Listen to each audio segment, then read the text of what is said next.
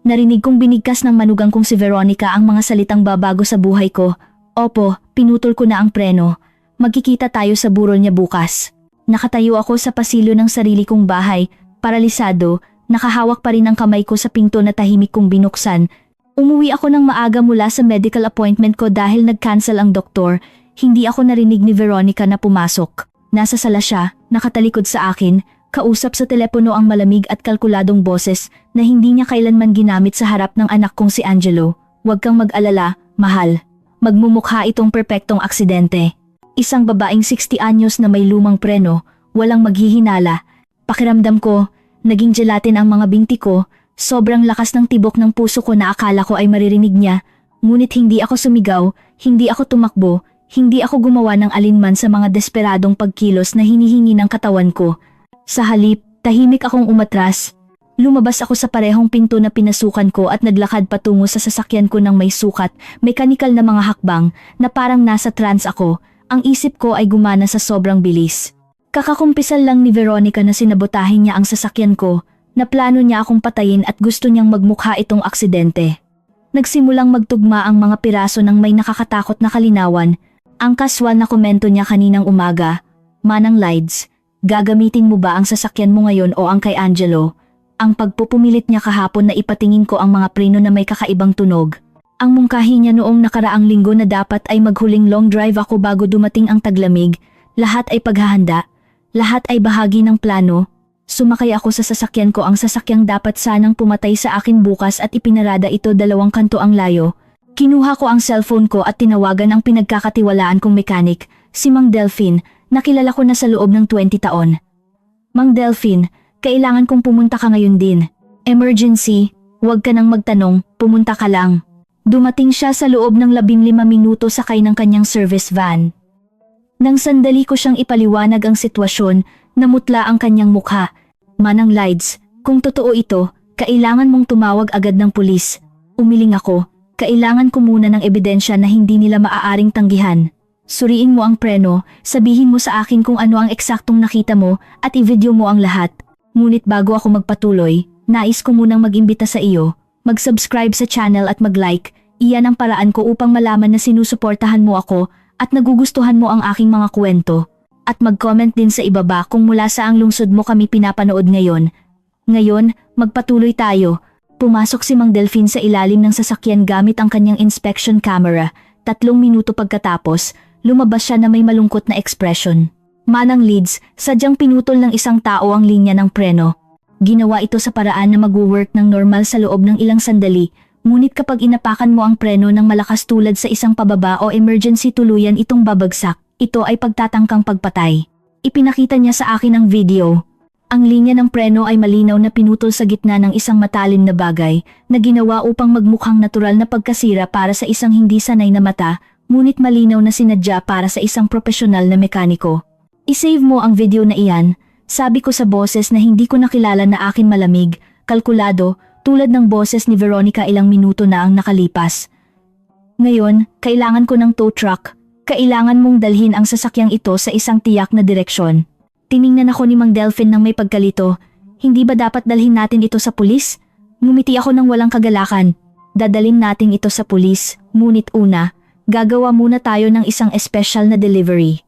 Ibinigay ko sa kanya ang direksyon, ang bahay ni Aling Elena de la Rosa, ang ina ni Veronica, isang eleganteng, mapagmataas na babae na laging nagmamayabang sa kanyang matagumpay at napakatalino na anak. Isang babae na tinitingnan ako ng may paghamak sa tuwing nagkikita kami sa mga family events, na parang mas mababa ako dahil nagtrabaho ako sa buong buhay ko bilang nurse habang ang anak niya ay isang executive sa marketing.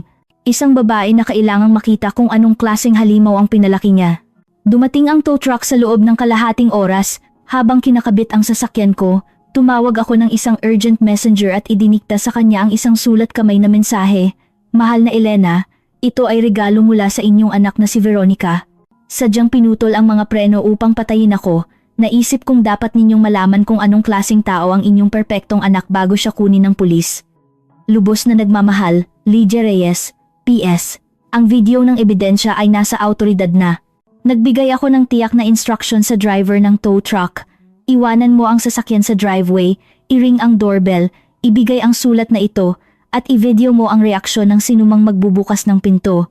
Ang lalaki, isang lalaking mga 50 anyos na may magaspang na mukha, ay tumingin sa akin ng may pagkamangha at respeto.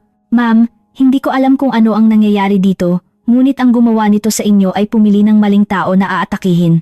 Tama siya, lubusang minamaliit ni Veronica ang matandang tangang sobra na inakala niyang maari niyang patayin ng walang kahihinatnan. Habang umaalis ang tow truck dala ang sasakyan ko, kinuha ko ulit ang telepono ko. Sa pagkakataong ito, tumawag ako sa presinto ng pulisya. Kailangan kong i-report ang isang pagtatangkang pagpatay, sabi ko ng matatagang boses. Mayroon akong na-record na ebidensya, testimonya ng isang certified mechanic, at ang kumpisal ng perpetrator sa audio. Dahil sa phone conversation na iyon ni Veronica, na inakala niyang nag-iisa siya, nagkaroon ako ng katinuan na i-record ang lahat mula sa aking telepono bago ako umalis sa bahay, 2 oras. Binigyan ko si Veronica ng 2 oras ng kalayaan bago sumabog ang kanyang mundo. 2 oras para tamasahin niya ang kanyang huling hapon bilang isang malayang babae. 2 oras para matanggap ng kanyang ina ang sinabutahing sasakyan at maunawaan ang katotohanan. At pagkatapos, babagsak sa kanya ang hustisya na parang martilyo. Para maunawaan kung paano ako nakarating sa puntong ito nakatayo sa isang kanto, naghihintay na arestuhin ng pulis ang babaeng nagtangkang pumatay sa akin kailangan kong bumalik ng 5 taon. Sa araw na umuwi si Angelo, ang kaisa-isang anak ko, na may kaba at nervous smile na laging mayroon siya kapag malapit na siyang magbigay sa akin ng mahalagang balita. Ma, may nakilala akong espesyal, Veronica ang pangalan niya, at sa tingin ko, siya na ang para sa akin. Si Angelo ay 32 anyos noon. Nagkaroon siya ng mga kasintahan dati, mga relasyon na nakita kong namulaklak at nalanta ng natural tulad ng mga season, ngunit sa pagkakataong ito, iba. Nakikita ko ito sa kanyang mga mata, ang pinaghalong excitement at vulnerability na mayroon ang mga lalaki kapag totoo silang umiibig sa unang pagkakataon. Ang anak ko ay isang architect, matagumpay, may sariling studio, guwapo, matalino, at mabait. Pinalaki siya ng mag-isa ko pagkatapos na mamatay ang kanyang ama sa isang aksidente sa construction noong si Angelo ay 8 taong gulang pa lang. Sa loob ng 24 na taon, kaming 2 lang laban sa mundo, nagdoble shift ako sa ospital bilang nurse para mapanatili siya sa magagandang paaralan. Nag-aral siya ng may dedikasyon para maipagmalaki ako. Mayroon kaming magandang relasyon, na binuo sa paggalang at tunay na pagmamahal. Naghahapunan kami ng magkasama ng hindi bababa sa 3 beses sa isang linggo, kahit na lumipat na siya sa sarili niyang apartment. Pinag-uusapan namin ang lahat, o iyon ang akala ko. Biglang lumabas si Veronica sa buhay niya. Ayon kay Angelo, nagkita sila sa isang business design conference. Nagtrabaho siya sa marketing para sa isang malaking firm.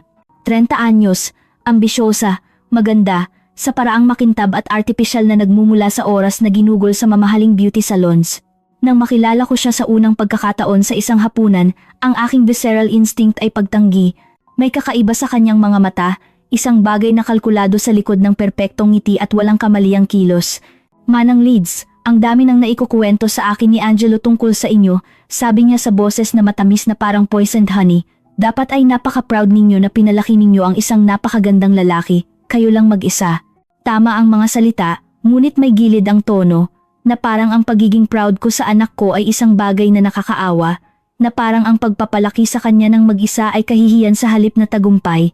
Sinubukan kong bigyan siya ng benefit of the doubt. Siguro ako lang ang tipikal na overprotective na ina na naniniwalang walang sinuman ang sapat na magaling para sa kanyang anak. Siguro ang aking mga instinct ay nalabo sa takot na mawala siya.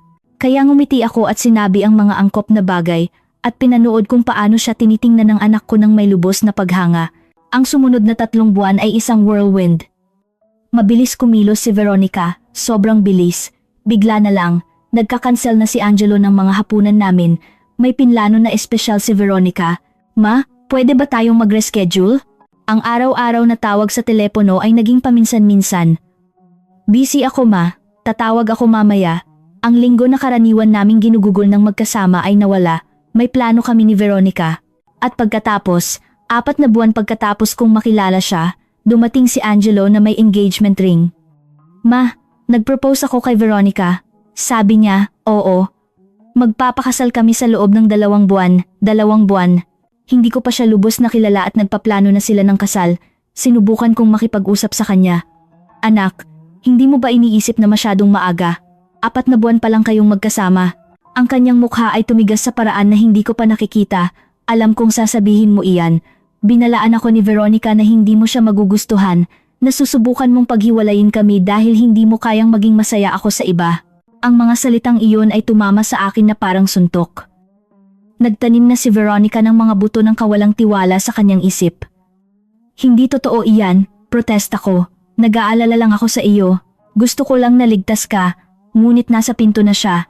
Pakakasalan ko siya, ma. May basbas mo man o wala, ikaw ang magdesisyon kung gusto mong maging bahagi ng kaligayahan ko o hindi. Naiwan akong mag-isa sa sala ko na may sirang puso. Alam kong natalo ako sa isang labanan na hindi ko man lang alam na nilalabanan ko. Siyempre, pumunta ako sa kasal. Siyempre, ngumiti ako at niyakap ang anak ko at hiniling ko ang kaligayahan niya dahil iyan ang ginagawa ng mga ina. Nilulunok namin ang aming mga alalahanin at sinusuportahan ang aming mga anak kahit na naniniwala kaming gumagawa sila ng pinakamasamang pagkakamali sa kanilang buhay. Ang kasal ay maliit, ngunit elegante, halos buo na binayaran ni Angelo dahil ayon kay Veronica, nahihirapan sa pinansyal ang kanyang mga magulang. Nakilala ko si Aling Elena de la Rosa, ang ina ni Veronica, sa kasal isang babaeng 65 anyos, perpektong nakasuot, na may alahas na hindi nagpapahiwatig ng anumang hirap sa pinansyal. Nagtinginan kami ng may malamig na pagiging magiliw na mayroon ang mga babae na alam na hindi sila kailanman magiging magkaibigan. Napakasuwerte ng anak mo, sabi niya sa akin nang may ngiti na hindi umabot sa kanyang mga mata. Maaari sanang kinuha ni Veronica ang sinuman, ngunit pinili niya si Angelo. Sana ay maging karapat-dapat siya. Malinaw ang implikasyon, ang anak ko ang mapalad sa pag-iisang ito, hindi ang kabaligtaran. Si Veronica ang hiyas at si Angelo, ang ordinaryong lalaki na nagkaroon ng swerte na makuha siya. Wala akong sinabi, ngumiti lang ako at lumayo. Ngunit sa sandaling iyon, nakita ko si Aling Elena na may bahagyang pagmamataas, naintindihan ko kung saan nagmula si Veronica mula sa isang pamilya na pinahahalagahan ang panlabas na anyo kaysa sa tunay na halaga, mula sa isang babae na pinalaki ang kanyang anak upang tingnan ang mga tao bilang mga resource na dapat gamitin. Ang unang 6 na buwan ng kasal ay isang masterclass sa sutil na manipulasyon.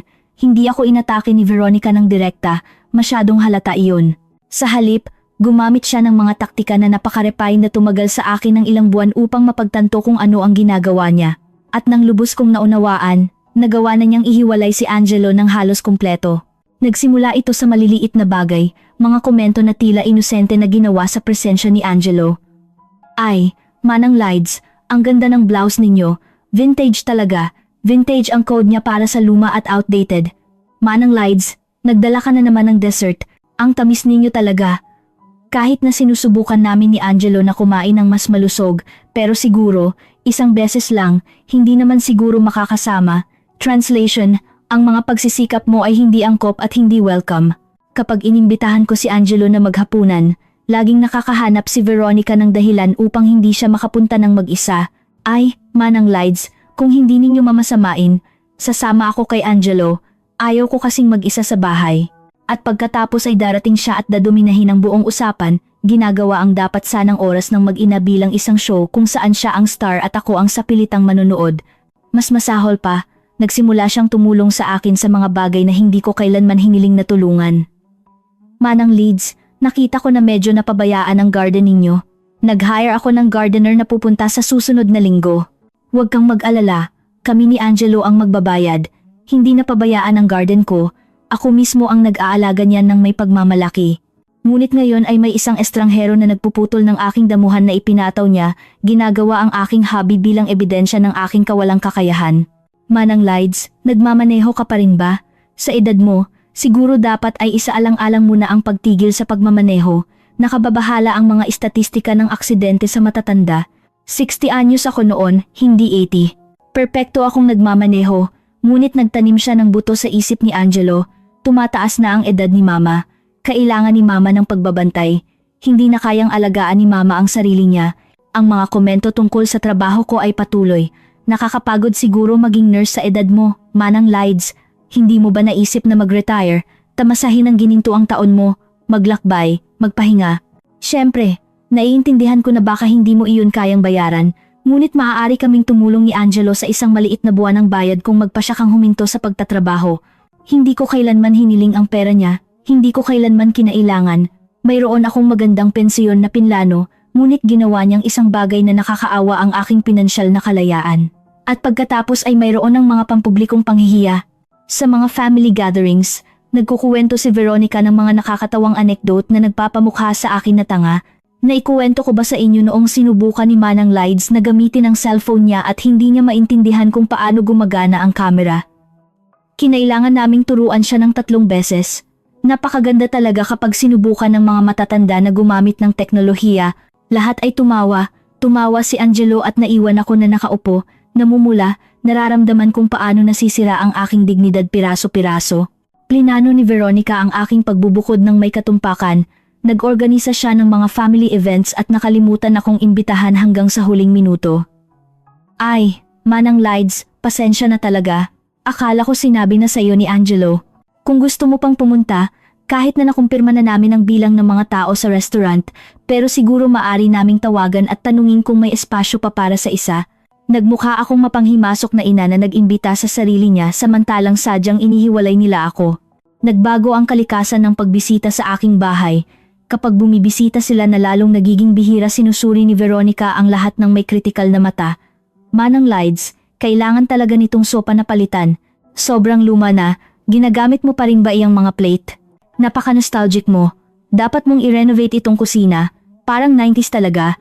Ginawa niya ang aking tahanan, ang lugar kung saan ko pinalaki ang aking anak, bilang isang bagay na nakakahiya na kailangang i-modernize sa ilalim ng kanyang pagbabantay. Ngunit ang pinakamasakit ay ang makita kung paano nagbago si Angelo. Ang anak ko, na naging empathetic at considerate, ay nagsimulang tratuhin ako ng may kawalang tiyaga. Ma, hindi mo maaaring tawagan ako araw-araw. May asawa na ako ngayon. May mga responsibilidad ako. Hindi ako tumatawag araw-araw. Tumatawag ako 2 o 3 beses sa isang linggo, tulad ng ginagawa namin sa loob ng maraming taon. Ngunit kinumbinsi ni Veronica na ako ay dependent at suffocating. Ma, sabi ni Veronica, kailangan mong matutong maging mas independent. Ma, hindi na tayo maaaring maghapunan kasama kalinggo-linggo. Kailangan namin ng space namin bilang mag-asawa. Ma, bakit kailangan mo pang maging sobrang sensitive? Nagbibiro lang si Veronica noong sinabi niya iyon tungkol sa edad mo. Ang bawat usapan ay naging isang minefield. Kung ipahayag ko ang anumang pag-aalala, ako ay dramatic. Kung magkomento ako tungkol sa isang bagay na sinabi ni Veronica, ako ay paranoid. Kung hilingin ko na makasama ko ang anak ko, ako ay controlling.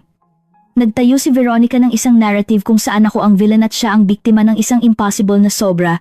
Ngayon, nakatayo sa kanto na iyon at naghihintay na dumating ang pulis, naintindihan ko na ang lahat, bawat malupit na komento, bawat kalkuladong pagbubukod, bawat pagsisikap na ihiwalay ako, at gawin akong walang kakayahan ay paghahanda. Hindi ako kinamuhian ni Veronica dahil isa akong mahirap na sobra. Kinamumuhian niya ako dahil ako ay isang hadlang sa pagitan niya at ng pera, ang pera ko. Ang hindi alam ni Veronica ay sinimulan ko ang sarili kong investigasyon 3 buwan na ang nakalipas. Hindi dahil sa paghihinala na plano niya akong patayin, hindi ko kailanman naisip ang isang bagay na sobrang matindi, ngunit dahil napansin ko ang mga kakaibang pinansyal na senyales, si Angelo, na laging maingat sa pera, ay biglang humihingi ng pautang. Ma, pwede mo ba akong pautangin ng 20,000? Pansamantala lang, ibabalik ko sa susunod na buwan. Hindi niya kailanman ibinalik. At pagkatapos, mayroon ng bahay. Bumili si Angelo at Veronica ng isang magandang bahay 2 taon na ang nakalipas, mas mahal kaysa sa kaya ng anak ko, ayon sa aking kalkulasyon. Nagka-promotion si Veronica, paliwanag niya nang tanungin ko kung paano nila kayang bayaran ang mortgage. Ngunit may hindi magtugma, kaya ginawa ko ang anumang gagawin ng isang nag-aalalang ina. Lihim akong nag-hire ng isang accountant upang suriin ang pinansyal na sitwasyon ng anak ko. Ang natuklasan niya ay nakapanlulumo. Hindi lang hindi nagka-promotion si Veronica, kundi tinanggal siya sa trabaho 8 buwan na ang nakalipas dahil sa mga irregularidad sa mga gastos ng kumpanya. Sa madaling salita, ginagamit niya ang corporate card para sa personal na pagbili. Hindi niya kailanman sinabi kay Angelo. Patuloy siyang pumupunta sa trabaho araw-araw, samantalang nasa mga cafe o mall siya, pinapanatili ang panlabas na anyo. Nang walang kita ni Veronica, si Angelo ang nagdadala ng buong mortgage, kasama ang mga credit card na patuloy na ginagamit ni Veronica ng walang control. Designer clothes, beauty treatments, mamahaling restaurants, lahat ay sinisingil sa mga card na nasa pangalan ni Angelo. Ang naipong utang ay higit sa 200,000. Ang anak ko ay nasa bingit ng pagkasira sa pinansyal at hindi niya man lang alam dahil si Veronica ang humahawak sa mga pananalapi ng bahay. Ngunit hindi iyon nagpapaliwanag kung bakit niya gustong patayin ako hanggang sa natuklasan ng accountant ang isa pang bagay. 1 taon na ang nakalipas, kaswal na iminungkahi ni Veronica kay Angelo na tanungin ang kanyang ina tungkol sa kanyang mga insurance policies. Mahalagang malaman iyan, mahal, para sa family planning. Walang malay na tinanong ako ni Angelo sa isang hapunan kung mayroon akong life insurance. Oo, mayroon akong isa mula sa ospital. Sabi ko nang hindi masyadong iniisip, bahagi ito ng mga employment benefits. 1 milyong piso kung mamatay ako habang nagtatrabaho o sa loob ng 5 taon pagkatapos ng retirement. Ikaw ang beneficiary, syempre. Nakita ko kung paanong nagningning ang mga mata ni Veronica sa loob ng isang bahagi ng segundo. Hindi ko iyon pinansin noong panahong iyon. Ngayon, naintindihan ko na iyon ang sandali kung kailan siya nagdesisyon. 1 milyong piso sapat na upang bayaran ang lahat ng kanyang mga utang, mapanatili ang kanyang lifestyle, at magkaroon pa ng sapat na pera upang maging sulit na planuhin ang isang pagpatay. Natuklasan din ng accountant ang isa pang nakakabahala. Nag-iimbestiga si Veronica tungkol sa aking policy. Tumawag siya sa HR department ng ospital, nagpapanggap na ako, nagtatanong tungkol sa eksaktong mga tuntunin ng pagbabayad. Nag-imbestiga siya tungkol sa mga batas sa mana. Naghanap siya sa internet kung gaano katagal bago bayaran ang life insurance pagkatapos ng aksidenteng pagkamatay. Lahat ay naidokumento sa kanyang shared computer kay Angelo na na-access ng accountant dahil ibinigay ng anak ko sa kanya ang mga password ng hilingin ko sa kanya na imbestigahan ang pinansyal. Si Veronica ay metikuloso. Plinano niya ito sa loob ng mga buwan at ang pinaka nakakatakot ay wala siyang ipinakitang pagsisisi sa mga paghahanap na iyon. Walang bakas ng pagdududa o moral conflict, tanging malamig at kalkuladong paghahanap. Paano gawing parang mechanical failure ang isang aksidente sa sasakyan? Gaano katagal iniimbestigahan ng pulis ang mga aksidente sa sasakyan? Maaari bang tanggihan ng life insurance ang pagbabayad dahil sa aksidente? Hinarap ko si Angelo tungkol sa mga utang 2 buwan na ang nakalipas. Anak, kailangan kong makipag-usap sa iyo tungkol sa pinansyal na sitwasyon mo. Agad siyang naging defensive. Ano? Ngayon, iniimbestigahan mo na ako, ma? Masyado na iyan. Pribado kong buhay iyan. Si Veronica, syempre ay naroon, nagdaragdag ng gasolina sa apoy. Manang Lides, sa lahat ng respeto, hindi problema ni Angelo ang mga pinansyal ninyo. Siya ay may sapat na gulang, may 200,000 business utang siya, sabi ko ng direkta, at tinanggal ka sa trabaho 8 buwan na ang nakalipas. Namutla ang mukha ni Angelo. Ano Veronica, totoo ba iyan? Hindi man lang kumurap si Veronica, nag-iimbento ng mga bagay ang nanay mo ulit. Obsessed siya sa pagkontrol sa iyo. Malamang na nag-hire siya ng isang tao upang espiyahin tayo. Nakikita mo kung gaano siya toxic. Tiningnan ako ni Angelo nang may pinaghalong pagkalito at galit. Ma, kailangan mong tigilan ang pakikialam. Iyan mismo ang sinasabi ni Veronica. Hindi mo kami pinapayagan na mamuhay ng aming buhay. At umalis sila, iniiwan ako sa ebidensya na ayaw niyang makita. Iyon ang oras kung kailan nagdesisyon akong baguhin ang aking life insurance. Tumawag ako sa HR at in-update ang policy. Hindi na si Angelo ang direktang beneficiary. Ito ay magiging isang trust na pinamamahalaan ng aking bangko na magbibigay ng pera kay Angelo sa monthly installment sa loob ng 10 taon na babantayan ng isang independent accountant. Hindi magkakaroon ng agarang access si Veronica sa 1 milyong piso.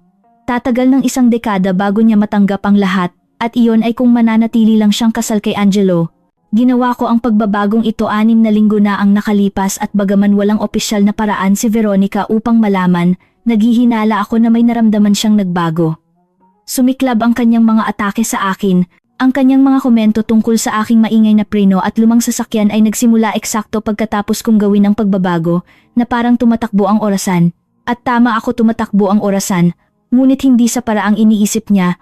Nag-vibrate ang telepono ko. Ito ay isang mensahe mula sa driver ng tow truck. Mission accomplished. Binuksan ng ina ang pinto, namutla siya ng basahin ng sulat, na video ko ang lahat.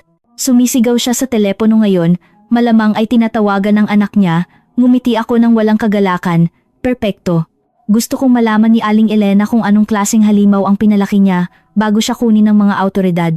Ngunit hindi pa tapos ang trabaho ko. Sa loob ng huling 2 oras, isinasagawa ko ang isang plano ng may katumpakan ng isang surgeon. Una, ipinadala ko ang mga audio recordings ng kumpisal ni Veronica sa aking sariling cloud, sa aking lawyer, at sa 3 pinagkakatiwalaan kong kaibigan. Kung may mangyari sa akin aksidente bago kumilos ang pulis, mayroong maraming copies ng ebidensya na lalabas. Pangalawa, si Mang Delphin, ang mekanik ko, ay hindi lang nag-video ng sinabotahing preno, kundi nagkuha rin ng mga photographic samples mula sa iba't ibang anggulo na idinokumento ang sadyang pagputol na may mga markings at timestamps. Ito ay forensic evidence na may kalidad sa hukuman, sabi niya sa akin habang ipinapadala niya ang lahat sa akin sa email. Walang defense lawyer ang makakapag-argumento na natural na pagkasira lang iyan. Pangatlo, at ito ay mahalaga, hiniling ko kay Mang Delphin na i-verify ang isa pang bagay, kailan eksakto pinutol ang preno. Gamit ang mga analysis tools ng oxidation at exposure, natukoy niya na ang pinsala ay ginawa sa loob ng huling 21 hanggang 36 na oras. Eksakto iyon sa kahapon, nang nagpilit si Veronica na ipahiram ko sa kanya ang sasakyan ko para kumuha ng isang malaking package na hindi kasya sa kanya. Hawak niya ang sasakyan ko sa loob ng 3 oras higit sa sapat na oras. Pang-apat, sinuri ko ang mga security camera ng aking subdivision. Nakatira ako sa isang residential area kung saan maraming bahay ang may kamera. Ang kapitbahay ko, si Tito Nestor, isang retiree na mabait, ay may kamera na nakatutok sa aking driveway. Ipinaliwanag ko sa kanya ang sitwasyon. Nang suriin namin ang recording ng kahapon, nandoon si Veronica na dumarating dala ang sasakyan ko, ipinaparada ito, at pagkatapos ito ang pinaka nakakasira pumapasok sa ilalim ng sasakyan na may dala siyang tool bag sa loob ng 20 minuto. Lahat ay na-record sa high-definition video na may petsa at oras. Diyos ko, manang leads, sabi ni Tito Nestor nang may takot, ang babaeng ito ay sadyang nagtangkang pumatay sa iyo. Kinopya niya sa akin ang video sa isang USB drive, isa pang hindi mapag-aalinlangan ng ebidensya. Panglima, gumawa ako ng isang bagay na nakagulat sa sarili ko. Tinawagan ko ng direkta si Aling Elena. Sumagot siya sa pangatlong ring. Nanginginig ang boses. Lydia, katatanggap ko lang ng sasakyan mo. Hindi ito maaaring totoo. Hindi gagawin ni Veronica ang ganito. Dapat ay may pagkakamali. Ang kanyang pagtanggi ay inaasahan. Elena, sabi ko sa kalmado at malamig na boses, mayroon akong na-record na kumpisal ng anak mo na nagpaplano ng aking pagpatay. Mayroon akong video niya na sinasabotahe ang sasakyan ko. Mayroon akong forensic evidence ng sadyang pinsala at sa loob ng wala pang isang oras, aarestuhin siya ng pulis. Tinawagan kita bilang profesional na kagandahang loob, ina sa ina, para malaman mo na ang anak mo ay isang mamamatay tao. Maaari mong gamitin ang oras na ito upang maghanda ng isang lawyer o maaari mong ipagpatuloy ang pagtanggi iyon ng iyong pinili. Nagkaroon ng mahabang katahimikan, pagkatapos ay ang basag na boses ni Elena. Bakit? Bakit siya gagawa ng ganyan? Pera. Sagot ko ng simple, ang life insurance ko, 1,000,000 piso. Sobra-sobra na ang utang niya. Tinanggal siya sa trabaho at nakita niya ang pagkamatay ko bilang solusyon sa kanyang mga pinansyal na problema. Narinig ko ang pag-iyak sa kabilang linya. Ang mapagmataas na Aling Elena ay umiiyak. Bago ako magpatuloy, sabihin mo sa akin sa mga komento kung ano ang nararamdaman mo tungkol sa kuwentong ito hanggang ngayon at ano ang gagawin mo sa kanilang lugar. Huwag kang aalis sa video dahil ang susunod na mangyayari ay magpapakaba sa iyo. Pang-anim. At sa wakas, nakipag-ugnayan ako sa pulis. Si Detective Ramos, isang seryosong lalaking mga 50 anyos, ay sinusuri ang lahat ng ebidensya ko sa loob ng huling oras. Manang Lides, ito ang isa sa pinaka-naidokumentong kaso ng pagtatangkang pagpatay na nakita ko. Walang makakatakas ang manugang ninyo. Aarestuhin namin siya sa loob ng 30 minuto. Nasaan siya ngayon? Nasa bahay ko, sagot ko. Naghihintay na bumalik ako mula sa appointment ko upang gamitin ko ang sinabotahing sasakyan ko at mamatay sa isang aksidente. Mahinang sumipol ang detective. Handa ba kayong harapin siya na kasama namin? Magiging kapaki-pakinabang na makita ang reaksyon niya kapag natuklasan niyang alam ninyo ang lahat. Naisip ko iyon. Ang isang bahagi ko ay gustong makita iyon. Gusto kong makita ang mukha ni Veronica kapag naunawaan niyang nalampasan siya ng matandang tanga. Oo, sabi ko sa wakas. Gusto kong nandoon ako kapag inaresto siya. Kalahating oras pagkatapos, 3 patrol cars ang tahimik na nakaparada 2 kanto ang layo mula sa bahay ko. Dumating ako sakay ng aking taxi. Iniwan ko ang sinabotahing sasakyan ko sa bahay ni Elena bilang ebidensya at babala. Pumasok ako sa pangunahing pinto na parang walang nangyari. Si Veronica ay nasa sala, nanonood ng telebisyon na may isang baso ng wine sa kamay. Mukha siyang relax, kumpiyansa. Marahil ay iniisip ang kanyang kinabukasan na may 1,000,000 piso. Hello Manang Lides, sabi niya sa peking ngiti. Kumusta ang doktor? Umupo ako sa sofa sa tapat niya. Nag-cancel ang doktor, kaya umuwi ako ng maaga. Swerte, hindi ba? Nakakita ako ng kislap ng isang bagay sa kanyang mga mata. Pag-aalala, hinala. Ano, sayang naman, sabi niya nang maingat. Aba, at least libre ka ngayong hapon. Veronica, sabi ko nang may kalmado, kailangan kong tanungin ka ng isang bagay. Kailan eksakto pinutol mo ang preno ng sasakyan ko? Ang katahimikan na sumunod ay lubos. Nawala ang lahat ng kulay sa kanyang mukha. Nahulog ang baso ng wine mula sa kanyang kamay, natapon sa alpombra. Ako, hindi ko alam ang sinasabi mo. Nagring ako ng doorbell, ang senyas. Pumasok ang 3 detective sa pinto na sinadya kong hindi isinara. Veronica de la Rosa, sabi ni Detective Ramos, nasa ilalim ka ng pag-aresto dahil sa pagtatangkang pagpatay na may premeditation. At pagkatapos, nakita ko ang isang bagay na hindi ko kailanman malilimutan. Ang eksaktong sandali kung kailan napagtanto ni Veronica na natalo siya. Ang pagbabago sa mukha ni Veronica ay agad at nakakatakot. Mula sa sopistikado at kontroladong babae na nakilala ko sa loob ng 5 taon, lumabas ang isang bagay na primitibo at desperado. Kalokohan ito. Sigaw niya, tumayo ng mabilis. Wala kayong ebidensya. Nag-iimbento lang ang matandang baliw na ito dahil kinamumuhian niya ako. Hindi natinag si Detective Ramos. Binibining de la Rosa, mayroon kaming audio recording kung saan umamin kayo na pinutol ninyo ang preno, surveillance video na nagpapakita sa inyo na nagtatrabaho sa ilalim ng sasakyan, forensic evidence ng sadyang pagsabotahe, at testimonya ng isang certified mechanic. May karapatan kayong manahimik. Ang anumang sabihin ninyo ay maaaring gamitin laban sa inyo. Tiningnan ako ni Veronica nang may dalisay na galit. Wala nang pagkukunwari, tuluyan nang nahulog ang maskara. Hayop ka, bulalas niya. Sinira mo ang lahat. Ang lahat, dapat ay sa akin ang perang iyon. Karapat-dapat ako pagkatapos kong tiisin ang 5 taon ng pagpapanggap na mahal kita, ang sarili niyang mga salita ang lalo pang nagdagdag sa kanyang pagkakakulong. Tinaasan ng kilay si Detective Ramos. Magpatuloy, pakiusap. Ginagawa nitong mas madali ang trabaho ko.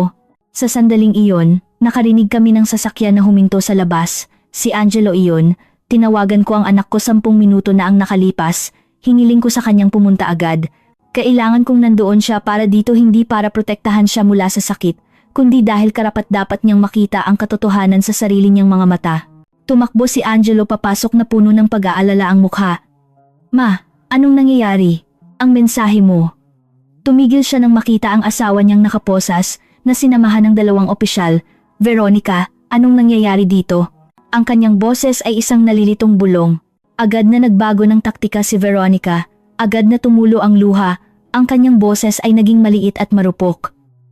Angelo, inaakusahan ako ng nanay mo ng mga kakilakilabot na bagay. Sabi niya nagtangkang patayin ko siya, kasinungalingan iyan. Kinamumuhian niya ako at ginagawa niya ito para paghiwalayin tayo. Nakita ko ang pag-aalinlangan ng anak ko. 5 taon ng conditioning ang nakikipaglaban sa ebidensya sa harap niya. Angelo, sabi ko ng matatag ang boses, pinutol ng asawa mo ang preno ng sasakyan ko. Plano niya akong mamatay sa isang aksidente upang makuha ang life insurance ko at bayaran ang malalaking utang ninyo, mga utang na siya ang lumikha at itinago niya sa iyo. Umiling si Angelo. Hindi, imposible iyan. Ma, alam kong hindi mo kailanman nagustuhan si Veronica, pero ito ay masyado na. Namagitan si Detective Ramos. Ginoong Reyes, maari mo ba kaming samahan sa istasyon? Mayroon kaming ebidensya na kailangan mong makita. Kinuha niya ang kanyang telepono at pinindot ang play. Pinuno ng boses ni Veronica ang sala. Opo, pinutol ko na ang preno. Magkikita tayo sa burol niya bukas. Nakita ko kung paano nawala ang kulay sa mukha ng anak ko. Iyan.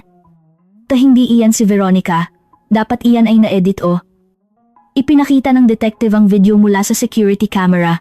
Si Veronica ay pumapasok sa ilalim ng sasakyan ko, dala ang mga gamit.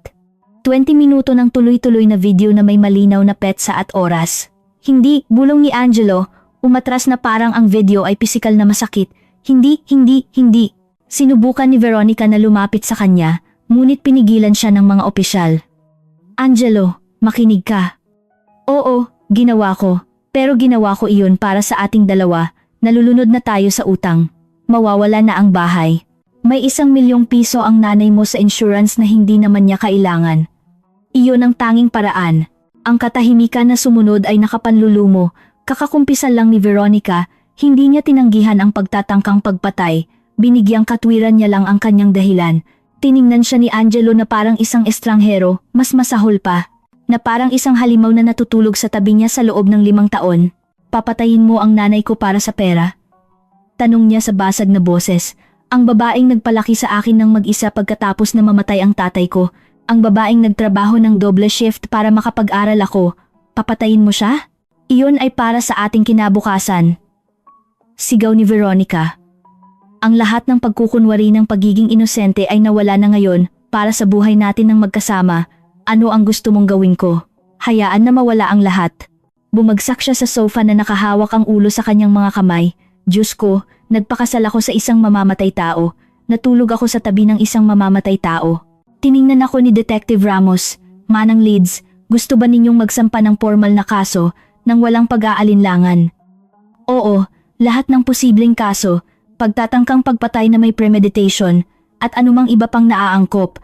Dinala si Veronica palabas ng bahay, sumisigaw, Angelo, wag mo silang hayaang kunin ako. Asawa mo ako, kailangan mo akong tulungan. Ngunit hindi gumalaw ang anak ko, hindi siya tumingin, siya ay wasak. Nang sumara ang pinto, naiwan kaming mag-isa, mag-ama, mag-ina, na may mga taon ng kasinungalingan na gumuho sa pagitan namin. Ma, sabi niya sa wakas sa isang inuubos na boses, paano ako naging ganoon kabulag? Umupo ako sa tabi niya. Dahil ganyan gumagana ang mga manipulator, pinagdududahan nila ang sarili mong pagdama. Inihihiwalay ka nila mula sa mga magsasabi sa iyo ng katotohanan. Ang mga utang, bulong niya. 200,000 pesentes, totoo ba? Tumango ako, at mayroon pang iba, anak, marami pang kailangan mong malaman tungkol sa kung sino talaga ang asawa mo. Sa loob ng sumunod na 3 oras, ipinakita ko kay Angelo ang lahat, bawat dokumento na kinolekta ng accountant, bawat paghahanap sa internet na ginawa ni Veronica tungkol sa life insurance at mga aksidente sa sasakyan, ang mga record ng kanyang credit card na nagpapakita ng libu-libong piso na ginastos sa damit, beauty treatments, mamahaling restaurants lahat habang sinasabi niya kay Angelo na nag-iipon sila para sa kinabukasan. Ang mga termination letters mula sa kumpanya niya 8 buwan na ang nakalipas na perpekto niyang itinago. At pagkatapos, dumating ang pinakamasama. May natuklasan pa ang accountant na hindi ko pa nabanggit kay Angelo, mga text message sa pagitan ni Veronica at isang lalaking nagngangalang Rafael. Daan-daang romantikong, tahasang mensahe. Si Veronica ay nagkaroon ng relasyon sa loob ng 2 taon. Kapag nakuha ko na ang pera sa insurance, iiwan ko na ang gago na iyon at pupunta tayo sa beach tulad ng plano natin. Isinulat niya 3 linggo pa lang ang nakalipas. Nakita ko kung paanong sinira ng bawat pagbubunyag ang anak ko. Tahimik na tumulo ang luha sa kanyang mga pisngi habang binabasa niya ang mga mensahe. Ang asawa niya ay hindi lang nagplano na patayin ako, nagplano siyang patayin ako, kunin ang pera at iwanan si Angelo para sa ibang lalaki. Ang anak ko ay naging isang kasangkapan lang mula pa sa simula. 5 taon, sabi niya sa wakas sa walang buhay na boses. 5 taon ng buhay ko kasama ang isang taong hindi ako kailanman minahal, na tiningnan lang ako bilang isang bank account na may mga binti. At sa proseso, nawala ako sa iyo ma, sa loob ng 5 taon. 5 taon na pinaniwalaan ko siya nang sinabi niya na ikaw ang problema, na ikaw ang controlling, toxic, jealous. Lumingon siya sa akin na may pulang mga mata. Paano mo ako matitingnan ngayon? Pinili ko ang isang mamamatay tao sa halip na ikaw. Hinayaan ko siyang hiyain ka. Hinayaan ko siyang ihiwalay ka. Komplisit ako sa lahat. Hinawakan ko ang kanyang mga kamay. Dahil ganyan gumagana ang manipulasyon anak. Eksperto siya. Alam niya eksakto kung aling pindutan ang pipindutin, kung aling mga takot ang gagamitin. Ginawa niya akong masama ng napakahina na hindi mo makita iyon nang hindi mo nararamdaman na nagiging unfair ka sa kanya. Hindi kita sinisisi sa pag-ibig sa maling tao. Sinasabi ko lang na, sniffling. Sinubukan mong sabihin sa akin, bago ang kasal, pagkatapos ng kasal, sa loob ng 5 taon, at lagi ko siyang ipinagtanggol. Nagkaroon ng mahabang paghinto. Bakit hindi mo ipinakita sa akin ang ebidensya na ito noon? Ang mga utang, ang pagkatanggal sa trabaho, lahat. Bakit ka naghintay hanggang sa sinubukan niya akong patayin? Huminga ako ng malalim. Dahil nagpakita ako ng ebidensya noon, naalala mo, 2 buwan na ang nakalipas sinabi ko sa iyo ang tungkol sa mga utang at tinawag mo akong mapanghimasok. Sinabi mo sa akin na lumayo sa pribadong buhay mo. Kinumbinsi ka ni Veronica na nag-iimbento ako ng mga bagay, kaya alam kong walang kabuluhan ang anumang ebidensya. Kailangan mong makita iyon sa sarili mong mga mata. Kailangan mong siya mismo ang magtanggal ng kanyang maskara. Tinabunan ni Angelo ang kanyang mukha. Diyos ko, kung nagtagumpay siya, Kung namatay ka sa aksidente na iyon, iiyakan ko ang pagkamatay mo nang hindi ko nalalaman na pinatay ka ng asawa ko. Kukunin ko ang insurance na iniisip na ito ay isang trahedya at kukunin niya ang perang iyon, iiwan niya ako at hindi ko kailanman malalaman ang katotohanan. Ang laki ng muntik ng mangyari ay tumama sa kanya na parang isang alon. Muntik ko nang mawala ang nanay ko at ang kaluluwa ko sa parehong araw. Ang sumunod na mga araw ay naging isang legal whirlwind. Formal na sinampahan ng kaso si Veronica ng pagtatangkang pagpatay na may premeditation. Ang kanyang lawyer, na binayaran ni Aling Elena na wasak, ay sinubukang mag-argumento na ang mga recording ay hindi pinapayagan, na ang ebidensya ay contaminated, na ang lahat ay isang conspiracy ng isang naghihiganting sobra. Ngunit napakaraming hawak ng prosecutor. Ang security video ay hindi mapag-aalinlangan, ang na-record na kumpisal ay malinaw, ang sinabotahing preno ay perpektong forensic evidence, at pagkatapos, mayroon ang karagdagang kumpisal na ginawa ni Veronica sa harap ng pulis sa aking sala. Ang paunang hearing ay 3 linggo pagkatapos ng pag-aresto. Dumalo ako kasama si Angelo. Pumasok si Veronica na nakaposas, nakasuot ng kulay orange na uniform ng kulungan, mukhang payat at galit. Nang makita niya ako, ang kanyang mukha ay nagpakita ng dalisay na galit. "Kasalanan mo ito," sigaw niya sa akin sa loob ng courtroom. "Hindi mo ako kailanman tinanggap. Nilason mo si Angelo laban sa akin mula pa sa simula." Hinampas ng judge ang kanyang gavel. "Katahimikan, Binibining de la Rosa." Isa pang pagsigaw at aalisin ka. Ipinakita ng prosecutor ang ebidensya ng may maayos. Bawat recording, bawat video, bawat dokumento. Hindi na sinubukan ni Veronica na tanggihan ang ginawa niya. Ang kanyang depensa ay nagbago sa isang estratehiya ng diminished capacity na nag-aangkin na siya ay nasa matinding stress dahil sa mga utang at hindi nag-iisip ng matino. Ngunit sinira ng mga mensahe kay Rafael ang depensa na iyon. Ang detalyadong mga plano, ang kalkuladong paghahanap lahat ay nagpakita ng malinaw na premeditation sa loob ng mga buwan. Sa pagtatapos ng hearing, tinanggihan ng judge ang bail. Ang akusado ay nagpapakita ng malinaw na panganib sa lipunan at lalo na sa biktima, mananatili siyang nakakulong hanggang sa trial. Sumigaw si Veronica, ngunit dinala siya palabas ng mga guard. Nang gabing iyon, pagkatapos ng hearing, umupo kami ni Angelo sa kusina ko na may mga tasa ng tsaa na lumamig ng hindi nagagalaw. Ang katahimikan sa pagitan namin ay siksik, puno ng mga taon ng mga salitang hindi nasabi, mga babala na hindi pinansin, at sakit ng bawat isa. Sa wakas, nagsalita ang anak ko sa basag na boses. "Ma, kailangan kong maintindihan ang isang bagay. Sa loob ng 5 taong ito, ilang beses mong nakita ang mga senyales, ilang beses mong alam na may mali at wala kang sinabi." Ang tanong ay tumama sa akin na parang suntok dahil alam ko ang sagot. Masyadong marami, pag-amin ko ng may brutal na katapatan. Mula pa sa simula, mula sa unang araw na nakilala ko siya, tiningnan ako ni Angelo ng may pagkamangha, na may halong sakit. Kung gayon, bakit? Bakit hindi mo ako ginising at sinigawan ng katotohanan? Bakit mo hinayaan na magpakasal ako sa kanya kung alam mong nagkakamali ako? Huminga ako ng malalim, alam kong kailangan at masakit ang usapang ito, dahil sa takot. Anak, takot na mawala ka. Takot na maging eksakto ako sa sinasabi niya ang controlling mother-in-law na hindi kayang bitawan ang anak niya. Sa ilang beses na sinubukan kong magsalita, naging defensive ka, inakusahan mo ako na selosa, na ayaw mong maging masaya, at sa tuwing nangyayari iyon, mas lalong nagkakaroon ng kapangyarihan si Veronica sa iyo, kaya natuto akong manahimik. Nilunok ko ang mga alalahanin ko at naghintay na baka mali ako, na baka ang aking instincts ay nalabo lang dahil ako ang iyong ina, pero hindi ka nagkamali. Sabi ni Angelo nang nanginginig ang boses, "Tama ka sa lahat, at ang buhay ko ay muntik nang maging dahilan ng pagkamatay mo." Dahan-dahan akong tumango. Iyan ang presyo ng katahimikan, anak. Sa loob ng 5 taon, nanahimik ako nang dapat ay sumigaw ako. Ngumiti ako nang dapat ay hinarap ko. Tinanggap ko ang mga panghihiya, nang dapat ay nagtatag ako ng malinaw na mga limitasyon.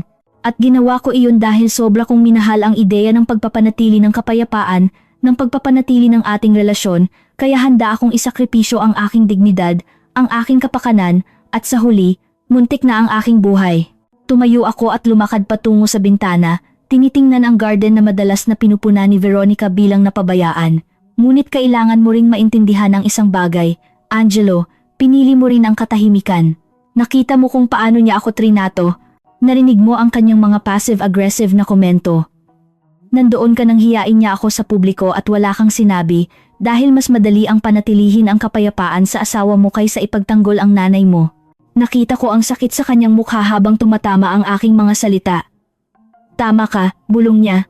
Sa tuwing may ginagawa siyang malupit na komento tungkol sa edad mo, sa bahay mo, sa damit mo, naririnig ko iyon at may isang boses sa ulo ko na nagsasabing, hindi ito tama, ngunit ang isa pang boses, ang boses na nilinang ni Veronica ay nagsasabi, huwag kang maging sensitive, nagbibiro lang siya, huwag kang maging mama's boy, at pinili kong pakinggan ang pangalawang boses.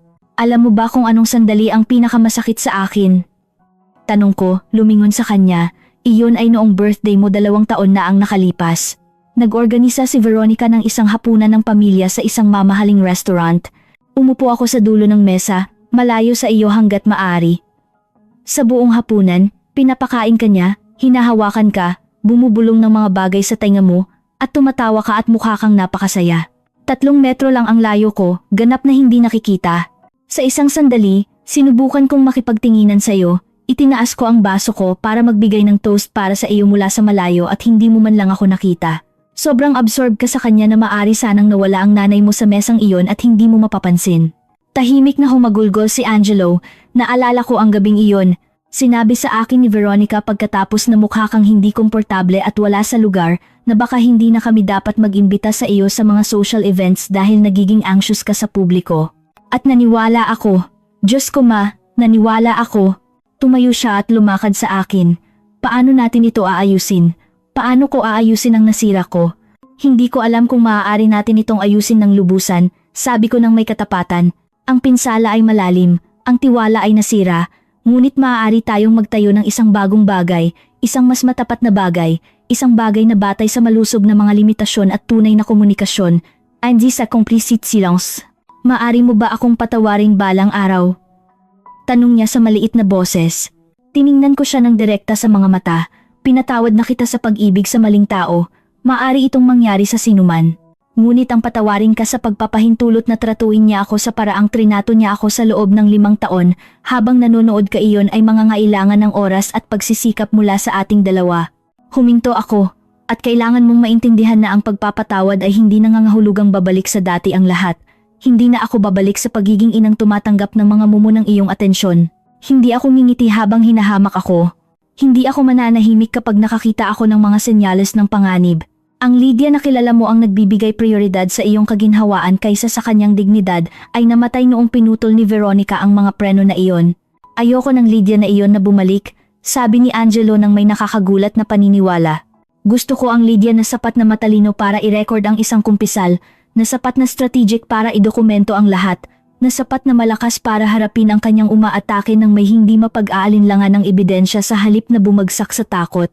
Ang Lydia na iyan ang aking hero at nahihiya ako na kinailangan mong maging ganoon upang mag-survive sa ginawa sa iyo ng kasal ko. Nagulat ako sa kanyang mga salita.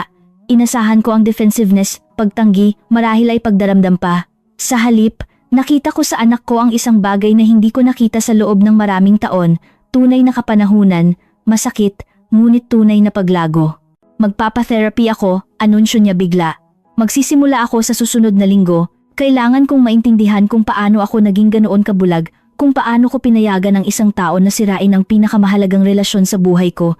Kailangan kong matutong kilalanin ang manipulasyon at kailangan kong iproseso ang katotohanan na ang babaeng katabi kong natulog sa loob ng 5 taon ay nagplano na patayin ang nanay ko. Mabuti iyan, sabi ko nang may pag-aproba. At kapag handa ka na, baka maaari tayong mag-therapy ng magkasama, family therapy, upang matuto tayong makipag-ugnayan ng walang takot, magtatag ng malinaw na mga inaasahan, magtayo ng isang relasyon ng matanda sa pagitan ng mag-ina, hindi ang codependent na relasyon na mayroon tayo noon. Masiglang tumango si Angelo. Oo, gusto ko iyan. Kailangan ko iyan dahil ayoko nang mawala ka ulit. Nawala ako sa loob ng 5 taon. Ayoko nang mawala ang susunod na 20 taon dahil hindi ako natuto mula dito. Nanatili kaming tahimik sa loob ng ilang minuto. Pagkatapos ay tinanong ni Angelo ang isang bagay na iniiwasan niya, ano ang mangyayari kay Veronica sa legal na paraan. Ibig kong sabihin, huminga ako ng malalim. Sabi ng prosecutor na sa lahat ng ebidensya, hinahanap niya ang pinakamataas 15 taon para sa pagtatangkang pagpatay na may premeditation. Baka mas marami pa kung mapapatunayan nila ang conspiracy kay Rafael. Susubukan ng lawyer niya na makipag-negotiate, ngunit nilinaw ko na hindi ako tatanggap ng anumang kasunduan na magbibigay sa kanya ng wala pang 10 taon. At ang diborsyo? Tanong niya sa nanginginig na boses. Mayroon kang higit pa sa sapat na batayan, pangangalo niya, pagtatangkang pagpatay sa isang miyembro ng pamilya, financial fraud ibibigay sa iyo ng isang judge iyon ng walang problema. Ipinikit ni Angelo ang kanyang mga mata, napakaiiba. 3 linggo na ang nakalipas, kasal ako, nagpaplano ng aking kinabukasan, iniisip na maayos ang buhay ko. Ngayon, nasa kulungan ang asawa ko, dahil sa pagtatangkang pagpatay sa nanay ko, natuklasan ko na may lover siya, nagsinungaling siya sa akin sa lahat ng bagay sa loob ng maraming taon, at narito ako, sinusubukang buuin ang mga piraso ng isang buhay na naging kasinungalingan pala. Hindi lahat ay kasinungalingan, sabi ko ng mahina. Ang pagmamahal mo para sa akin ay totoo, ang pagmamahal ko para sa iyo ay totoo. Ang mga hapunan na ibinahagi natin, ang mga usapan, ang mga alaala bago dumating si Veronica totoo iyon, hindi niya maaaring kunin iyon sa atin. Ang kasinungalingan ay siya lang, ang pagmamahal niya sa iyo, ang kanyang paggalang, ang kanyang mga intensyon. Ngunit ikaw ay totoo, ako ay totoo, at maaari tayong magtayo mula doon. Ang usapan ay umabot hanggang 3 ng umaga.